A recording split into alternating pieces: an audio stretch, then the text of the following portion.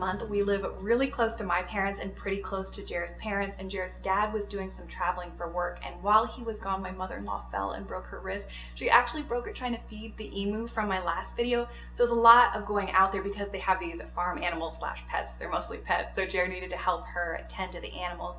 But it just made me realize, I think I take for granted living so close to family, so it's nice to know that if something should happen, you have people to count on.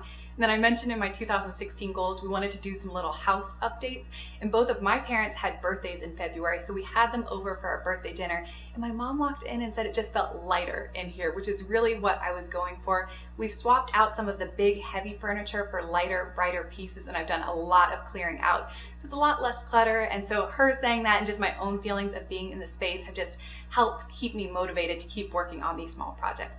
It's a little bit of a personal update, but I do have a lot of beauty favorites to share with you, and I think I'm gonna go ahead and start out with cheek products. I have a brand new bronzer that I ordered off of Ulta's website. It's called the Butter Bronzer from Physicians Formula, and first of all, it smells amazing, like a beachy perfume. I think it came in 2 shades, and I ordered light. I think this would make the perfect first bronzer. If you've never tried bronzing before, but you're interested in it, this is the one I would recommend to you. If you're a person who can tend to be heavy-handed with bronzer, which is me, I also think this is a great one because so far, at least, I don't think I've overdone it with this bronzer. It's very light, so perfect for fair skin, and it blends out so easily. And when I've been using this bronzer, I've been reaching for this blush from Clinique. This is one of their Cheek Pop blushes in the color 05 Nude Pop. This is like a no blush blush. If you don't want a ton of color, you just want a hint of it with a little bit of glow, this is what I would recommend to you. It's really just pretty on the cheeks.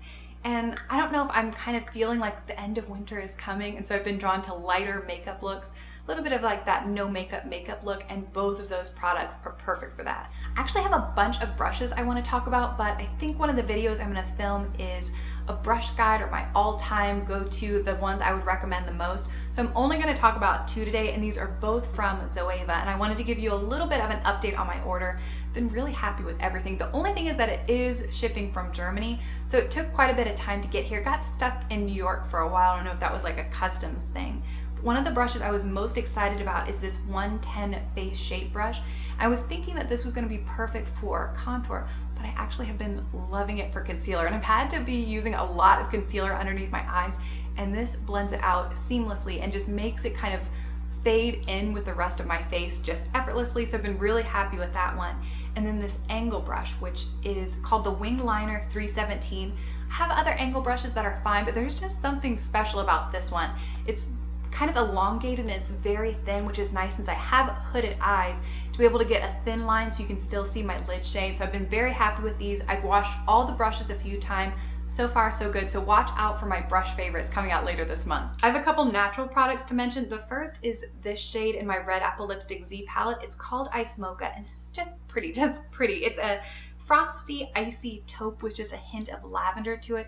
It's gorgeous all over the lid. It's what I have on today, and I wore this for the first time in my Valentine's Day Get Ready With Me look, and I loved how that turned out. And then earlier in the month, or at the end of January, I got a box from a brand called Luca Cosmetics, which is a natural brand based out of Florida. I first heard them talked about on Ashley the Green Bunny's channel. She has a really good video where she goes in depth and swatches all the different shadows she owns from them. And out of everything in the box, my favorite is this color called Babylon. This is a really incredible shade. This is the closest thing I found in natural makeup to something like the Kat Von D Metal Crush shadows. It's incredibly soft and pigmented. It wears really well. I was wearing this in my last video, which was a primer first impressions, and I think that this lasted on my lid with that primer just as well as the conventional shadows. So if you've been wanting to kind of grow your shadow collection a little bit, I would check out Luca, and especially this Babylon shade. Something else that I liked from the box was one of their lipsticks, and they sent it to me in this kind of bright pink shade that I think is going to be perfect for spring, but when I put it on I was like, oh, this is too soon. It's a little bit too cold and gray outside for this right yet, so I think I'm going to save that shade for warmer weather. But I did like how it felt on my lips, so I ended up ordering a different color. This is called Carnival, and they describe this as a plum. This is a really nice lipstick. It's one of those that if you apply it lightly, it looks like a completely different color than when you fully apply it.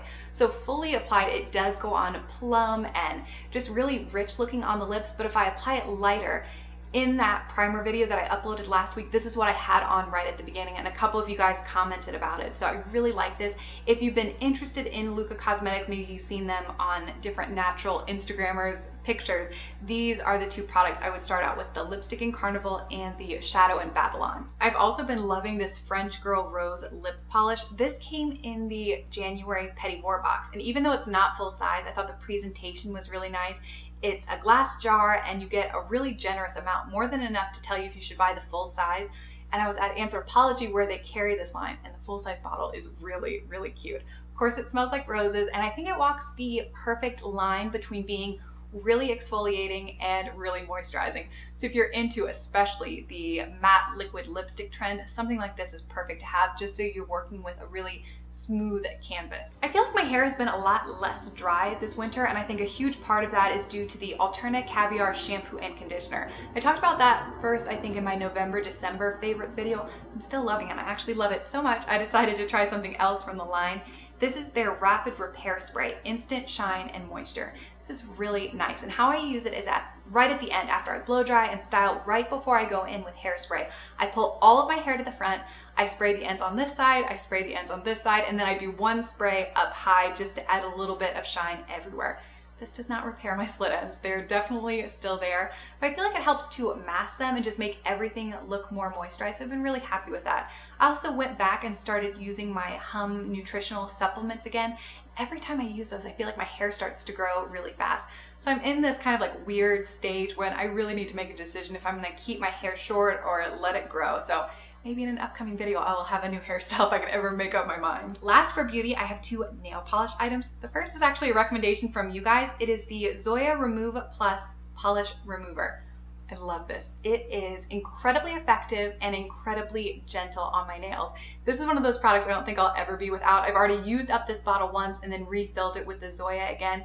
So this is a huge recommendation. And then for nail polish, the one I wore the most is this one from Smith & Cult. It's called Stockholm Syndrome, and it's this deep gray with a little bit of a purple undertone to it, and I think it's really flattering on the nails. It dries really quick, so if you're one of those people that likes to just paint their nails and go, this is one I would recommend to you. That's all for beauty items, but I do have two lifestyle favorites. The first is a book trilogy. I'm a reader. Jeremy is not. He'll read textbooks or books related to his job, but no pleasure reading. So I cannot remember why he decided to buy this book if someone recommended it to him.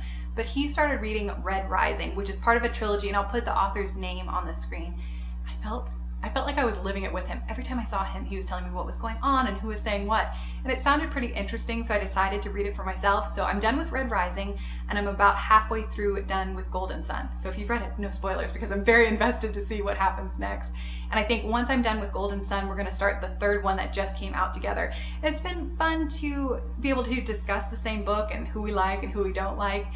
I would describe these as a grittier, more adult version of Hunger Games. Even though the main character is only 16 when the book starts, he's already married, and I just think that some of the themes and the language, just some of the things that happens are a little bit more adult in nature, but you have a lot of action. You also get to see some of the political dealings that are happening in the background.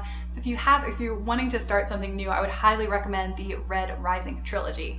And last but not least, I have loved so much having a binder style planner, and I have a tour of my 2016 set up on my channel. This is my newest binder. This was an incredibly generous gift, and I had a little tear when I opened up the box. I have wanted a nude Filofax for a long time, and it is even prettier and more beautiful in person. I don't think this is ever gonna leave my house. This is gonna be like my special occasion binder. I'm so worried about scratching it. So I don't know if people have like special pouches that they keep theirs in to protect it in their bag, but I just in general have loved having a binder. I also got a Kiki K one. A lot of you guys recommended that for a little pop of color. So I'm hoping, I have to work all weekend, but I'm hoping to film a bonus video and do a March plan with me. I have some new stickers, they should arrive tomorrow.